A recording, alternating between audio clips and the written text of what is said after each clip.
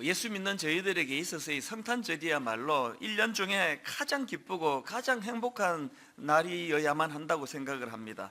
그래서 성탄절인 오늘은 누가복음 2장 14절 지극히 높은 곳에서는 하나님께 영광이요 땅에서는 하나님이 기뻐하시는 사람들 중에 평화로다 하니라. 온전히 하나님만 영광을 받으시는, 온전히 하나님이 경배를 받으실 주인공이 되실 뿐만 아니라 그것을 아는 사람에게 주시는 그 놀라운 은혜, 땅에서는 하나님이 기뻐하신 사람들 중에 평화로다. 이것이 온전히 구현되는 날이 이게 성탄절인 줄로 믿습니다. 그래서 저는 오늘 제가 여러분에게 드릴 수 있는 모든 축복을 다 드리고 싶은데요, 정말 이번 성탄절에는 지난 한 해 동안 그 마음이 쌓여가는 근심, 불안, 걱정 혹은 분노, 용서할 수 없는 마음, 이 모든 것들이 대청소가 이루어지는 날이 되길 바랍니다. 그 모든 어두운 마음들은 다 물러가고 온전히 이 땅에 오신 주님이 주실 수 있는 기쁨, 샬롬, 이것으로 덧입는 그런 복된 하루가 되시기를 바랍니다. 이 기쁨이라는 거, 이것은 크리스마스에서 가장 중요한 그 선물이라고 생각하는데요, 이제 오늘 본문을 이런 관점으로 좀 풀어나가기를 원합니다. 우선 본문은 우리가 잘 아는 그 동방에서 온 그 박사들, 이분들이 등장을 하는데, 저는 오늘 먼저 이 동방에서 온 박사들에게서 배워야 될 중요한 포인트가 하나 있다는 것을 말씀을 드리고 싶습니다. 10절에 보니까 그들이 별을 보고 매우 크게 기뻐하더라. 여기서 제가 뭘 발견하는가 하면은요, 이분들이 이렇게 매우 크게 기뻐하더라라는 이 열매를 얻기까지 이게 그저 주어진 게 아닙니다. 이게 그들이 예수 그리스도의 탄생을 축하하기 위해 가지고 그 먼 팔레스타인 동쪽에서 출발해 가지고 지금 아기 예수님이 누워 계신 유대 베들레헴까지 오기까지 그 먼 여정에, 그리고 또 그 우여곡절을 다 겪으면서 그렇게 찾아왔다는 겁니다. 그러니까 이 10절에서 그들이 별을 보고 매우 크게 기뻐하더라, 이건 그저 생긴 게 아니고요, 그 이면에 어마어마한 수고와 땀과 그 애씀이, 그 결정체가 바로 이 기쁨이라는 겁니다. 여기서 우리가 배워야 되는 게 뭘까요? 기쁨은 우리가 쟁취하는 거예요. 가만히 앉아가지고 시간 지나면 기쁨이 오겠지, 로또 당첨되듯이 그렇게 오는 게 기쁨이 아닙니다. 한번 생각을 해보십시오. 그 당시 이스라엘 백성들 중에 메시아가 오실 거라는 예언을 모르는 사람 아무도 없었습니다.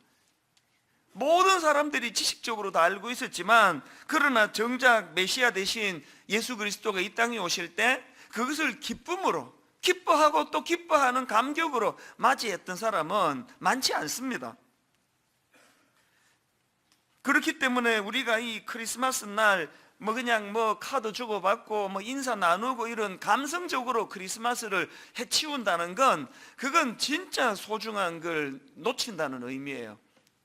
저는 이번 성탄절을 계기로 해서 동방에서 온 그 박사들처럼 이걸 그냥 그저 감성적으로 크리스마스를 보내는 게 아니라 오늘부터라도 여러분, 이 기쁨을 주시는 예수 그리스도를 알아가야 되겠다, 예수 그리스도에 대해 내가 배워야 되겠다, 이 적극적인 노력이 필요합니다. 은혜 받는 습관이라는 책에 보면은 그 존 파이프 목사님의 그 말을 인용을 하는데요, 신앙생활의 본질은 오직 은혜만 의지하며 기쁨을 쟁취하는 것이다. 신앙생활의 본질은 오직 은혜만 의지하여 기쁨을 쟁취하는 것이다. 그냥 교회 왔다 갔다 한다고 해서 기쁨이 생기는 게 아니고요, 그 기쁨을 어떻게 쟁취합니까? 은혜를 알아야 돼요. 그리고 그 은혜의 근원 되시는 예수 그리스도가 누군지 알아야 돼요. 그분에 대하여 알려고 노력을 많이 기울여야 됩니다. 그렇기 때문에 여러분, 경건서적을 읽어야 돼요. 경건서적. 그리고 또 성경을 읽으셔야 돼요. 여러분, 요즘에 그 책을 안 읽는 게 대세가 돼버렸잖아요. 옛날에는 그 지하철 같은 데 가보면은 거의 한 70~80%가 다 책을 읽었습니다.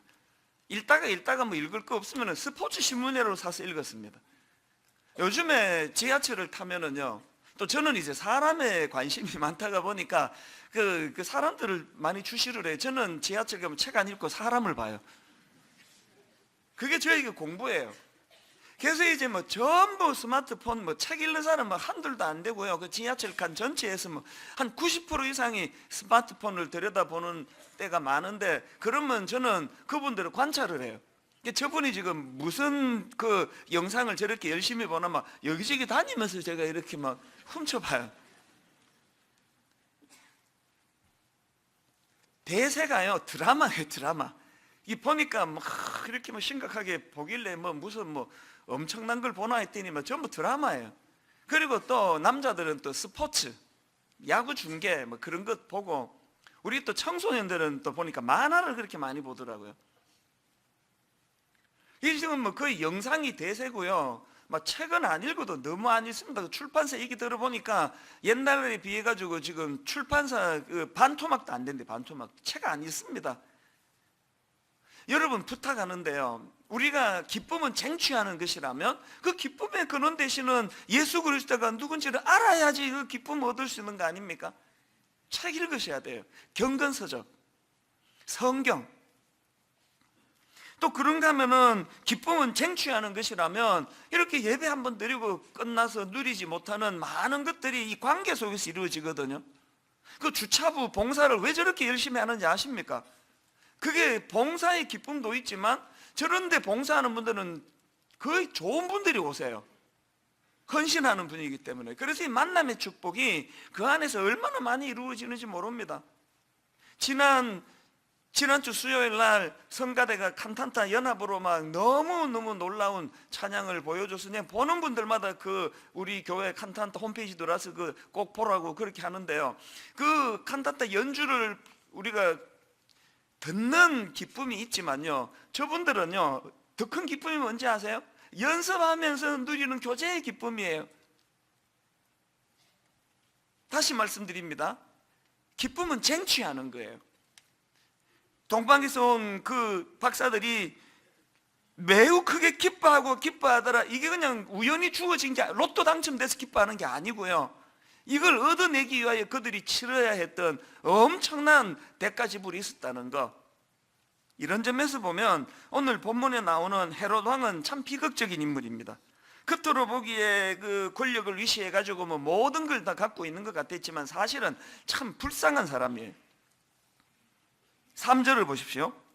헤롯 왕과 온 예루살렘이 듣고 소동한지라. 제가 여러 번역 성경들을 보니까 여기 나오는 소동한지라는 그 헤롯 내면의 불안을 표현한 거예요. 안 그래도 지금 뭐 이 권력 빼앗길까 해가지고 노심초사 불안한데, 왕으로 오셨다고 아기가 태어났는데 그게 왕이라고 뭐 이런 이야기를 들으니까 그 내면에 막 그 불안이 얼마나 그 가중이 됐겠습니까? 이렇게 내면의 불안을 표현하는 것으로 헤롯의 내면을 설명하는데, 이것이 어디로 연결됩니까? 16절에 이에 헤롯이 박사들에게 속은 줄 알고 심히 노하여 사람을 보내어 베들레헴과 그 모든 지경 안에 있는 사내 아이를 박사들에게 자세히 알아본 그때를 기준하여 2살부터 그 아래로 다 죽이니. 여러분, 아무리 지금 내가 성령 충만한 것 같고 믿음이 탁월한 것 같고 내가 말씀에 서 있는 것 같아도, 여러분 내면에 자꾸 그 불안이 엄습하고 마음에 자꾸 그 화가 나고 분노가 생기면 그건 결코 방치해서는 안 되는 상황이에요. 사실 이 한쪽에서는 매우 크게 기뻐하더라 하는데, 또 한쪽에서는 불안하고 막 분노가 일어나고 그 죄 없는 아기들을 죽이고 이런 일들이 막 일어나는 것을 보면서 느껴지는 거 없습니까? 사실 겉으로 보여지는 헤롯 왕의 모습은 동방에서 온 박사들하고 차이가 하나도 없어. 똑같은 행동을 해요. 먼저 4절을 보십시오. 왕이 모든 대제사장과 백성의 서기관들을 모아 그리스도가 어디서 나겠냐고 물었잖아요.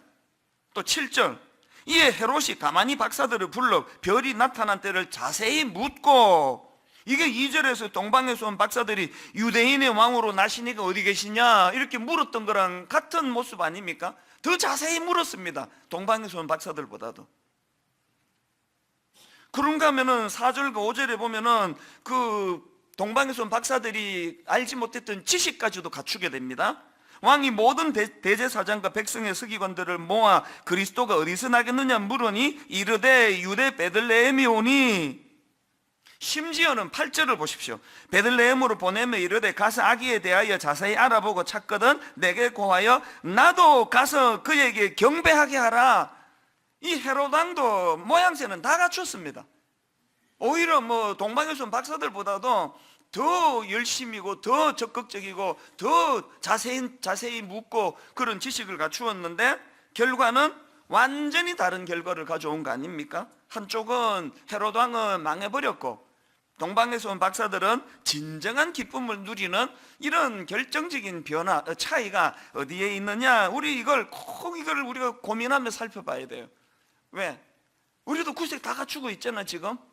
우리도 여러분 동방에서 온 박사들과 똑같이 주님에 대한 관심을 가지고 25일 날 어제 저녁에 막 그냥 술 취해가지고 비트거리며 지금 이 시간에 자고 있지 않고 그래도 일찍 잠자리에 드시고 또 예배 드리러 여기 또 와 계시는 거, 이 구색은 다 갖추고 있는 거 아닙니까? 그러나 이렇게 이 자리에 와 있다고 해서 이게 자동적으로 그 동방에서 온 박사들의 길로 가는 게 아니라는 게 이게 문제의 심각성이에요. 그래서 여러분이 또 제가 이 자리에서 예배 드리는 이게 헤롯의 구색 갖추는 그런 경배 신용이 아니라 동방에서 온 박사들의 그 길이 되기를 원해서는 우리의 예배를 두 가지로 점검을 해봐야 됩니다. 여러분 동방에서 온 박사들이 드린 경배의 특징이 두 가지인데, 첫째는요, 다른 의도가 없는 순수한 경배예요. 2절을 보십시오. 유대인의 왕으로 나신 이가 어디 계시냐? 우리가 동방에서 그의 별을 보고 그에게 경배하러 왔노라. 이게 그 짓이 아닌 게요, 11절을 보십시오. 집에 들어가 아기와 그의 어머니 마리아가 함께 있는 것을 보고 엎드려 아기께 경배하고 보배압을 열어 황금과 유향과 모략을 예물로 드리니라. 여기 보면은 헤롯과의 결정적인 차이가 하나 나타나죠. 다른 의도가 없습니다. 동방에서 온 박사들은 그냥 아기 예수님을 경배하는 그것만이 목표고 그것만이 목적이지 그걸 통해 뭐를 더 얻어내야 되겠다는 의도가 전혀 없습니다. 기복신앙이 왜 문제인지 아십니까?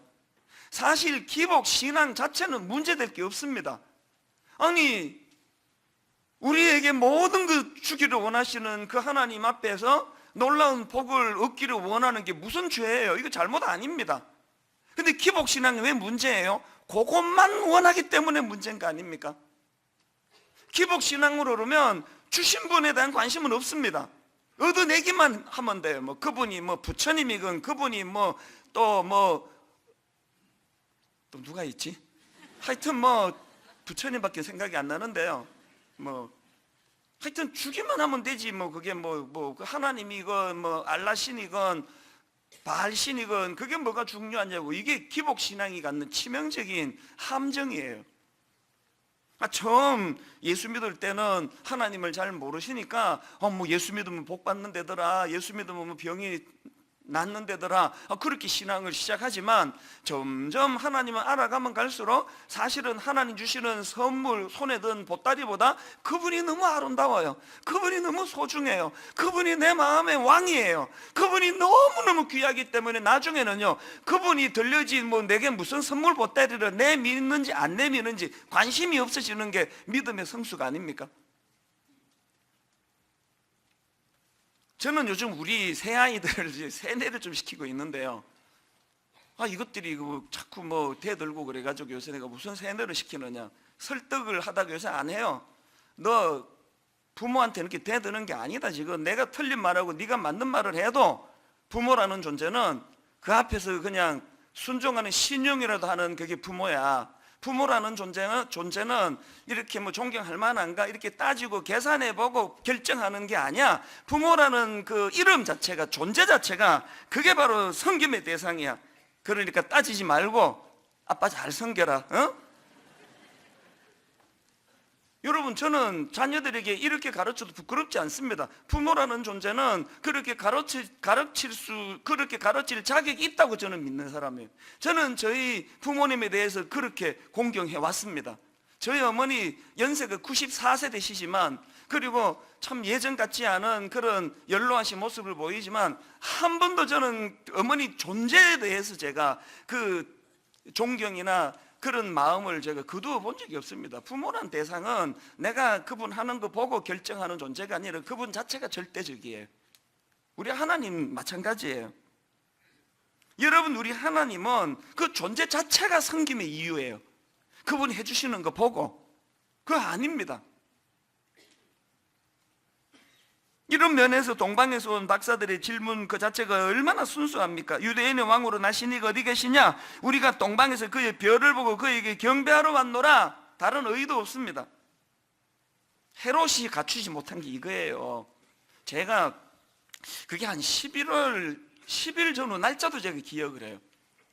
저는 이제 그 교회를 주로 많이 걸어 다니는데요. 가다가 보면 이제 여기 뭐 백화점을 지나가거든요.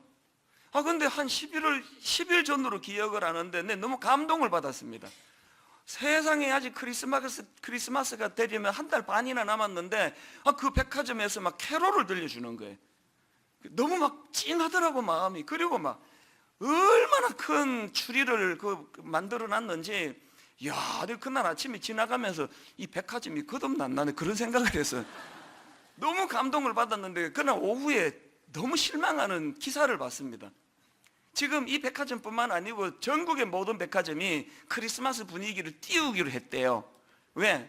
하도 경기가 나빠가지고 크리스마스 특수를 노리고, 보니까 이제 사람들 시선 끌고 이제 크리스마스 물건 팔고 그러려고 그렇게 캐롤도 들려주고 그렇게 멋지게 아기 예수님을 그렇게 경배하는 그런 추리도 만들고 그랬더라고요. 내가 솔직히 좀 실망이 되더라고요. 그날 하나님이 저에게 얼마나 많은 메시지를 주셨는지 아십니까? 네가 그 백화점이 될 수 있다는 거 아니? 네가 헤롯이 될 수 있다는 거 아니? 헤롯도 그 동방에서 온 박사들에게 나도 경배하고 싶다.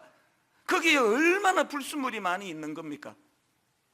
백화점이 매상 올려야 되겠다는 그 이유로 캐롤을 들려주는 캐롤의 노래는 막 왕을 맞이하라고 찬양하라고 그런 가사가 울려 퍼지지만, 하나님이 그 백화점의 경배를 받으시겠습니까? 의도가 있는데, 의도가 다른데. 제가 오늘 어김없이 이 자리, 저는요 어제 아무 일도 안 했습니다. 크리스마스 이브고 뭐고 바로 뭐 하루 종일 말씀 준비하고 막 일찍 잠자리에 들어요. 새벽에 일어나 말씀 준비하려고. 그렇게 아무 일도 하지 않고 이 자리에 나와 지금 말씀을 전하지만, 하나님은 그것만으로 칭찬하시는 분이 아니에요. 내 중심, 의도. 네가 그렇게 교회 키워가지고 더 인정받고 더 유명해지기를 원하는 그런 의도라면 그건 경배가 아니다. 이런 면에서 헤롯이 가진 비극이 그거 아닙니까? 헤롯 왕의 비극이 뭡니까? 그가 왕이라는 거, 권력이 너무 강력하다는 거, 그가 왕이라는 거, 그가 가진 게 너무 많다는 거, 이게 헤롯의 비극 아닙니까? 이거 안 뺏기려고, 그분이 메시아건 뭐건 이거 안 뺏기려고, 이게 하는 짓이 또 강아지예요, 강아지. 제가 여러분 그 강아지를 키우면서 강아지를 가장 지능적으로 괴롭히는 방법을 내가 하나 발견을 했습니다. 아주 강아지를 괴롭히는 효과적인 게 뭔지 아세요? 강아지가 진짜 좋아하는 그거 이제 그 고기 같은 게 섞여 있는 거면 더 좋아요. 이렇게 그 작은 걸 주면은 먹어버려서 갈등이 없는데요, 이렇게 큰 거를 툭 던져주면 얘는 그날 밤새도록 고뇌에 잠깁니다. 이거를 뺏길까 싶어가지고요, 막 바빠요. 막 계속 숨긴 곳을 찾아가지고 그래가지고 그 이불 개놓은데 그때 쑥 넣어놓고는요, 그러고는 그 곁을 하루 종일 못 떠나요. 그래서 처음에 얘가 거기다 숨긴지 몰랐는데 걔 보면 어디 숨긴지 금방 알아요. 그 이불 밑에 앉아가지고 막 계속 이렇다가 제가 지나만 가면은 경계를 해요. 이 주인이 이거 뺏으러 오나? 막 경계를 하고. 근데 안쓰러워요. 그거 나 뺏을 거 아니라고 내가 한번 말을 해도 안 믿어. 얘는 주인을 안 믿어. 얘는 그날 밤 계속 얘는 고뇌에 빠져요. 이게 딱 그 헤롯 왕의 모습 아닙니까? 이게 딱 오늘 우리의 모습 아닙니까? 근데 안쓰러워. 우리 집사람 보고 제발 그렇게 좀 하지 말라고, 얘를 괴롭히는 거라고. 그래서 그냥 잘게 잘라가지고 하나씩 먹을 일용할 양식으로 주고 그렇게 해야지. 이거를 이게 큰 걸로 던져주면은, 여러분 지난 여러분의 인생을 돌아보면 딱 이 강아지의 고뇌가 우리의 고뇌 아닙니까? 헤롯처럼 가진 게 너무 많아서 온전히 하나님을 경배할 수 없는 고뇌가 있었다면 성령님이 오늘 그 모든 것들을 다 정리해 주시기를 원합니다. 다 뺏어가시기를 원합니다. 그러고 싶은데 아무도 아멘 안 하실 것 같아서 내가 문장을 좀 바꿨습니다. 그런가 하면 두 번째로, 여러분 동방에서 온 박사들이 드린 경배의 특징이 뭔지 아십니까? 절대적 순종을 바탕으로 한 경배예요. 11절, 집에 들어간 아기와 그의 어머니 마리아가 함께 있는 것을 보고 엎드려 아기께 경배하고 보배합을 열어 황금과 유향과 모략을 예물로 드리니라. 여러분 여기 나오는 경배하다라는 이 단어는 헬라어로 프로스쿠네오라는 단어인데요, 이 단어는 이런 뜻이에요. 절대자에게 순종의 마음으로 무릎을 꿇거나 엎드린다. 다시 들어보세요. 절대자에게 순종의 마음으로 무릎을 꿇거나 엎드린다. 이게 헤롯 왕과의 결정적인 차이예요. 이 단어는요, 마태복음과 요한계시록에 유독 많이 나오는 단어입니다. 마태복음은 왕으로 이 땅에 오신 예수 그리스도를 강조하는 성경책 아닙니까? 그런가 하면 요한계시록은 하늘에 오르셔서 왕으로 온 세상을 다스리시고 심판하시는 예수 그리스도를 강조하는 성경책 아닙니까? 그리고 마태복음은 신약의 문을 여는 성경책 아닙니까? 요한계시록은 모든 성경의 문을 마무리하는, 문을 닫는 성경책 아닙니까? 그 마태복음에서, 그 요한계시록에서 왕으로 오신 예수 그리스도, 프로스쿠네오, 절대자에게 순종의 마음으로 무릎을 꿇고는 엎드린다는 이 경배하다가 동방에서 온 박사들의 경배의 특징이에요. 그래서 여러분, 오늘 여러분이 25일 이 땅에 오신 예수 그리스도를 정말 경배하려고 모이셨다면, 오늘 주님을 온전히 경배했다면 내일부터 그분 앞에 절대적인 순종의 모습을 보여야 돼. 그분이 내 인생의 왕이라는 사실을 인정해 드려야 돼요.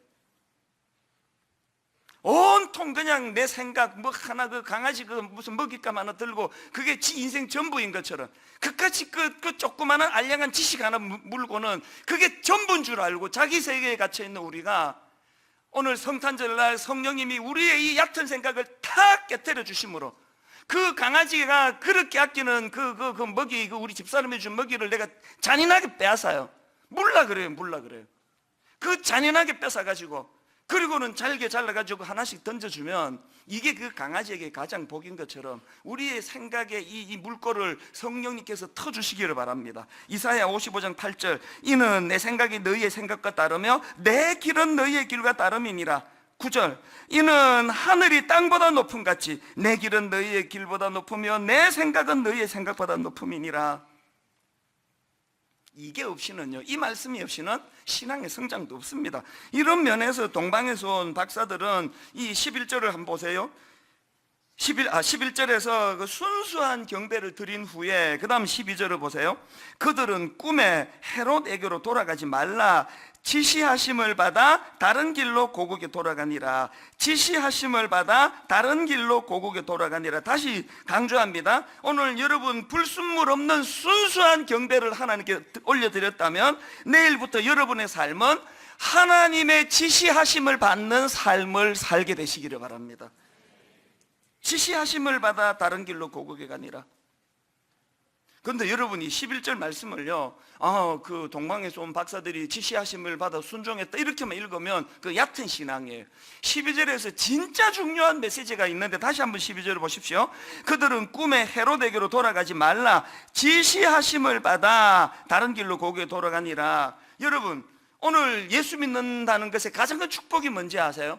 오늘 이 혼란한 안개 속 같은 이 세상 속에서 예수 믿는 게 왜 내게 가장 큰 축복인지 아세요? 예수 믿는다는 것은 지시하는 분이 생긴다는 뜻이에요. 지시하는 분이 계시다는 것, 이거를 발견하는 게 그게 신앙의 가장 큰 열매예요. 여러분에게 그 지시하는 분이 계십니까? 여러분 지시함 없이 살겠습니까? 저는 부끄럽지만 한때 청소년 전문가 대가라는 소리를 듣던 사람이에요. 그러나 내게 가장 어려운 게 자녀 교육이에요. 옛날에는요, 우리 아버지가, 우리 어머니가 종아리 걷어 그러면 무섭게 때렸어요. 줄이만 몇 개가 날 정도로 맞으면서도 못 대들었습니다. 왜 못 대듭니까? 그 부모님 말씀이 맞거든요. 동의가 되거든요. 공감대가 형성되거든요. 그러니까 맞았거든요. 요즘에 뭐 매는 고사하고 애들한테 한마디 해보세요. 대화가 안 돼요. 왜? 혼란해졌어요. 가치관이 너무 달라져 버렸어요. 기준이 달라졌습니다. 뭐라고 교육하려 그러면 하여튼 우리 아버지는 구닥다리 하여튼 지금도 그런 생각을 하고 계시느냐고. 세상이 바뀌었는데 하여튼 우리 아버지는 목사가 돼가지고 그냥 내가 못 살겠다고. 수용이 안 되는 세상이에요. 저는 자녀 교육이 제일 힘들어요. 제일. 자녀 교육뿐입니까? 기준이 사라져버린 시대인데, 안개 같은 세상인데, 여러분 이 혼미한 세상 가운데 지시하는 분이 계시지 않는 인생이면 그 어떡하겠습니까? 저는 우리 부교육자들에게 내 책임이 하나 있는데요. 저는 우리 부교육자들이 제가 옥하는 목사님 밑에서 배울 때에 그 특권을 저들이 누려야 되는데, 그게 뭐냐? 저는 청소년 사회 갈 때 갈등이 없었습니다. 몸은 힘들었죠. 뭐 가출한 놈 잡으러 다니고 뭐 하루 종일 뛰어다니라고 몸은 힘들었지만 갈등은 없었습니다. 왜? 지시하시는 옥하는 목사님이 계셨거든요. 그분이 지시하는 대로 따라하면은 갈등이 없더라고요. 우리 부목사님들에게 내가 할 수 있는 배려가 그거라 생각해. 우리 찬스 목사님만 지시만 따르면 틀림없어. 제가 담임이 되고 나니까 제일 힘든 게 그거예요. 제게 지시해주는 사람은 다 없어졌어요. 아무도 저에게 지시 안 해요. 그러기 때문에 어떡합니까? 지시하시는 성령님을 의지할 수밖에 없는 거 아닙니까? 지시하시는 성령님이 없으면 벌써 저는 엉뚱한 길로 가가지고 옆길로 새가지고 아마 수렁에 빠져 있을 것입니다. 요한복음 16장 13절, 그러나 진리의 성령이 오시면 그가 너희를 모든 진리 가운데로 인도하시리니. 눈물나게 고마운 말씀 아닙니까? 그러나 진리의 성령이 오시면 그가 너희를 모든 진리 가운데로 인도하시리니. 예수 믿는 여러분, 예수님을 사랑하고 경배하시는 여러분, 여러분에게는 그가 너희를 모든 진리 가운데로 인도하시리니 예수님께서 보내주신 성령님이 계시는 줄 믿으시기를 바랍니다. 그 성령님의 지시하심을 따라 혼란이 없는 인생. 결론을 맺습니다. 진 에드워드라는 분이 그 하나님의 임재 연습 플러스라는 책을 엮었는데요, 그 책에서 이런 고명을 했습니다. 이제 당신도 그리스도를 찾으시기 바랍니다. 그리스도의 몸을 매일 체험하는 가운데 그분을 알아가는 더 깊은 체험도 발견하게 되시기를 바랍니다. 여러분, 똑같은 마음으로 여러분에게 권면합니다. 사랑하는 여러분, 이제 여러분도 그리스도를 찾으시기 바랍니다. 그리스도를 찾아야 안개 같은 이게 어느 길로 가야 될지 모르는 혼란한 이 시대에 그분이 우리를 지시하신다는 걸 알게 되고, 지시하는 대로 따르기만 하면 인생에 혼란이 없다는 것을 깨닫게 될 것입니다. 이것을 발견하는 성탄절 되시기를 주님 이름으로 축복합니다. 기도하시겠습니다. 하나님 아버지, 기쁜 성탄절이지만 여전히 마음은 무거움으로 가득 차 있습니다. 기쁜 성탄절이지만 여전히 내 마음 한켠에 우울하고 상처가 남아있고 누군가를 향한 울분이 있고 분노가 있습니다. 오늘 아버지, 내 힘으로 할 수 없어 지시하심을 따르기 원합니다. 주님, 안개 같은 것들이 거두어지는 지시하시는 성령님을 경험할 뿐만 아니라 그분의 지시하는 대로 따라 우리 안에 모든 어두운 것들이 물러나는 놀라운 복을 허락하여 주시옵소서. 그런 복된 성탄절 되기를 간절히 원합니다. 주님, 작은 헌금 주님께 드리려고 합니다. 이 헌금으로 우리 예수님이 보여주셨던 가장 낮은 곳, 가장 가난한 자, 가장 울고 있는 이웃들에게 이 헌금이 쓰여지기를 원합니다. 오늘 아버지, 마음껏 드리고 싶은데 경제적인 어려움으로 드리지 못하는 분들, 그 마음을 주님이 어루만 주셔서 네 마음 이미 충분히 다 받았다, 주님의 위로가 있는 그런 헌금 시간이 되게 하여 주시옵소서. 감사드리옵고 예수님 이름으로 기도드립니다. 아멘. 우리 성탄 헌금 드릴 동안에 특별 순서가 있습니다. 완전히 남자들로만 구성, 반주도 남자가 합니다. 우리 정호석 남자 집사님, 또 하태식, 박정우, 임광현, 송진욱 집사님, 각 우리 성가대에서 이렇게 조화를 이루어 특별 찬양을 준비했는데요, 이 특별 찬양을 들으면서 이제 헌금하시고 연이어서 우리 찬양팀과 더불어 기쁨으로 주님께 찬양하고 경배하는 시간을 가질 텐데, 먼저 우리 이 5분 큰 박수로 좀 격려해 주시고 이제 헌금하는 시간을 갖도록 하겠습니다.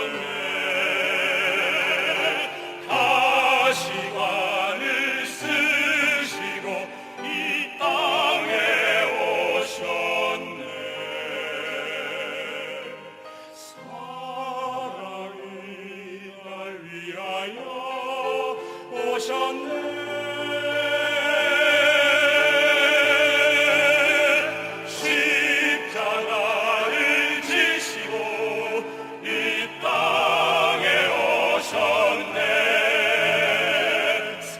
사랑이 날 위하여 오셨네.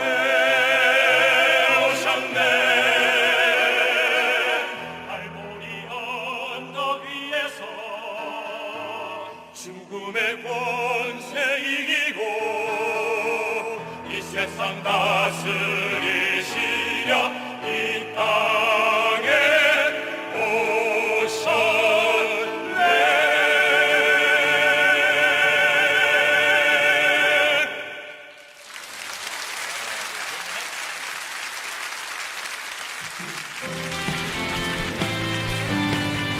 할렐루야. 이 땅에 오신 주님을 기뻐합니다. 우리 몸이 불편하지 않으시다면 다 함께 자리에서 일어나셔서 왕 되신 주님의 이름으로 함께 찬양하며 나갑니다. 할렐루야. 기쁘다 구주 오셨네. 기쁘다 구주 오셨네. 만백성 맞아라. 온 교회여 온 교회 다 일어나 다 일어나 다 찬양하여라. 다 찬양하여라. 다 찬양하여라. 구세주 탄생했으니 구세주 탄생해 다 찬양하여라. 다 찬양하여 선포합시다. 이 세상의 만물들아 이 세상에 이 땅에 오신 주님 앞에 다 헌합하여라. 아멘 아멘. 화답하여라. 다 화답하. 3절로 고백합니다. 온 세상 죄를 구하려 온 세상 죄를 사하 주 예수 오셨네. 예 오셨네. 죄와 슬픔 죄와 슬픔 몰아내고 다 구원하시네. 다 구원하시네. 다 구원하시. 할렐루야. 이 땅의 영광의 왕으로 임하신 예수 그리스도 그 주님 앞에 우리 영광의 박수 올려드리십시다. 할렐루야. 할렐루야. 이 시간 손뼉치며 주의 임재 앞에서 영광의 왕으로 임하신 예수 그리스도 이름을 찬양합니다.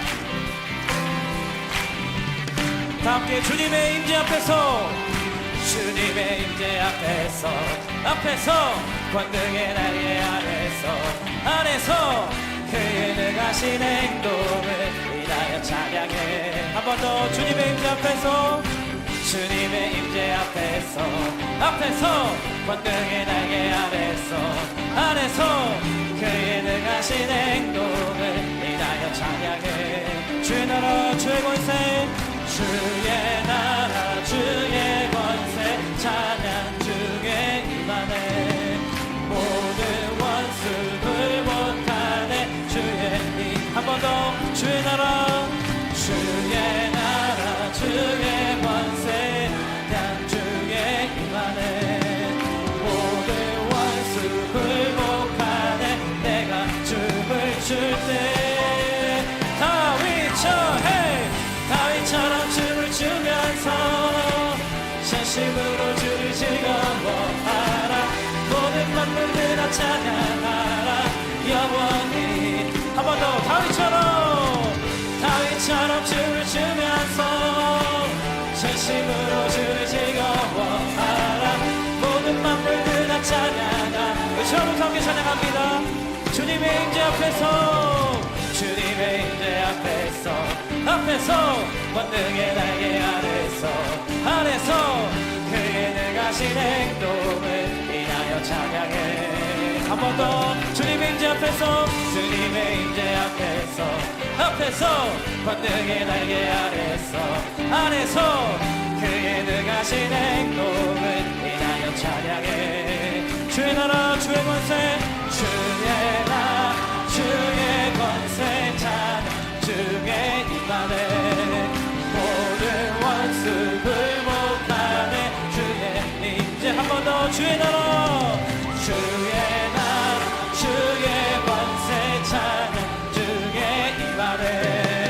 모든 원수 굴복하네. 내가 춤을 출 때 하나 둘 셋 헤이 다윗처럼 춤을 추면서 전심으로 주를 즐거워하라. 모든 만물들아 찬양하라. 영원히 다윗처럼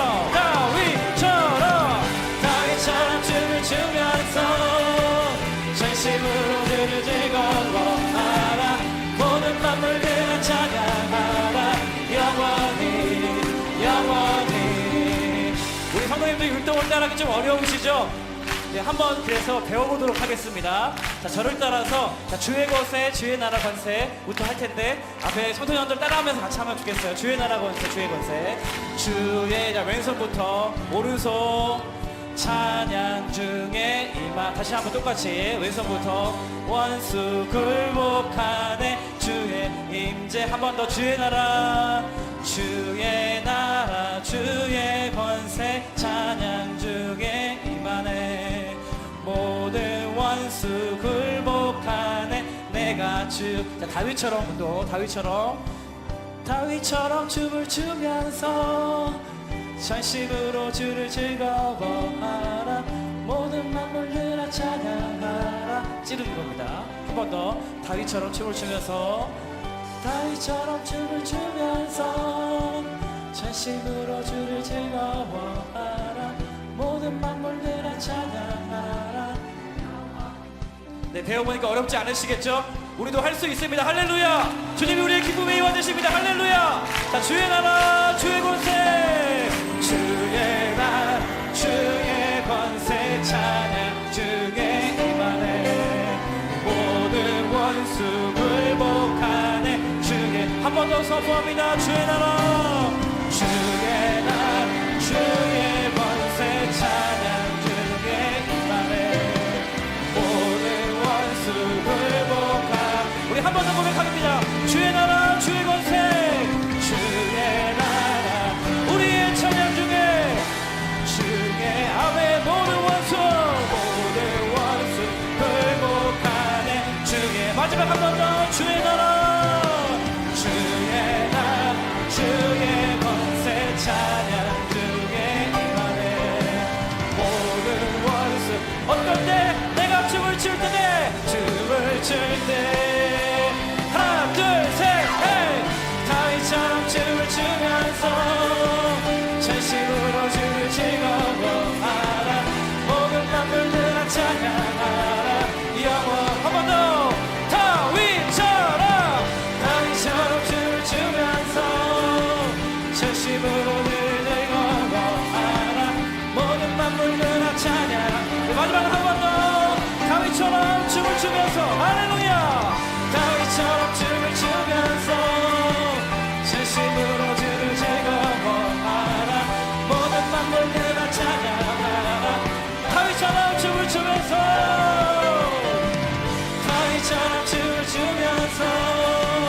전심으로 주를 즐거워하라.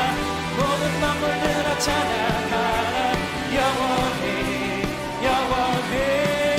할렐루야. 이 땅의 영광의 왕으로 임하신 예수 그리스도 우리 기쁨의 영원 되신 주님께 영원히 박수 올려드리십시다. 할렐루야. 짝짝짝짝 헤이 짝짝짝짝 헤이 짝짝짝짝. 우리 박수로 주님께 헤이 짝짝짝짝 헤이 짝짝짝짝. 기뻐하며 함께 노래 부르니 소리 높여 할렐루야 부르니 주님 앞에 나와 찬양 드리며 고백합시다. 나의 창조자, 나의 창조자, 나의 구원자, 가장 귀한 나의 예수님 찬양합니다. 나의 치료자,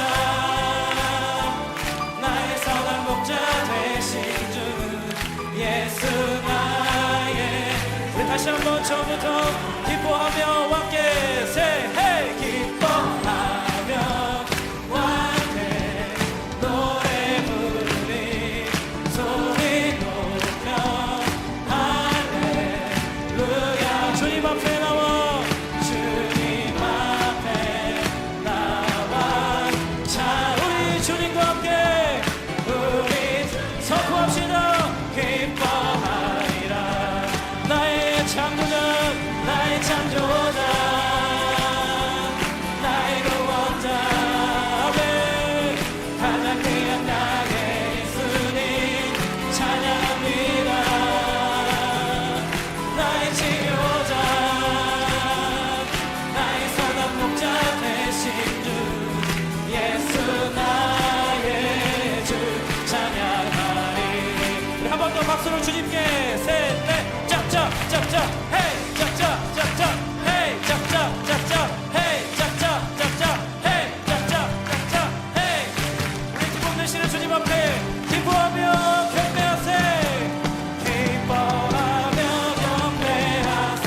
영광의 주 하나님 주 앞에서 우리만 한 번 더 기뻐하며 경배하세. 영광의 주 하나님 주 앞에서 우리만. 네, 마지막으로 한 번 더 고백합니다. 기뻐하며 경배하세. 영광의 주 하나님 주 앞에서 우리만 태어나는 곳. 나의 창조자, 나의 창조자, 나의 구원자, 가장 귀한 나의 예수님. 함께 고백합시다.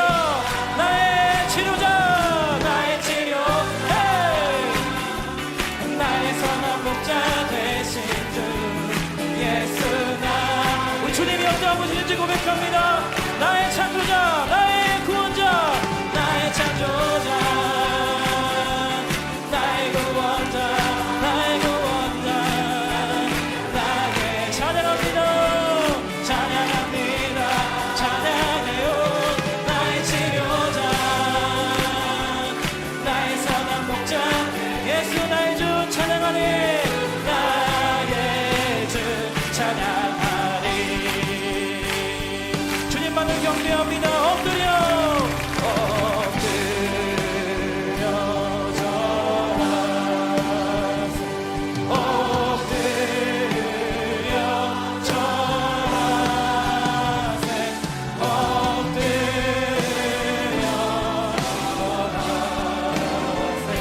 우리 왕 되신 예수 그리스도 주님만을 경배합니다. 엎드려 절하세.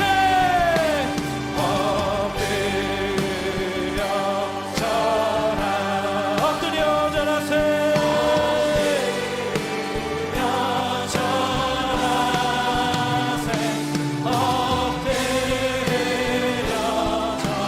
우리 두 손 높이 들고 왕 되신 주님을 전심으로 경배하며 나아가십시다. 엎드려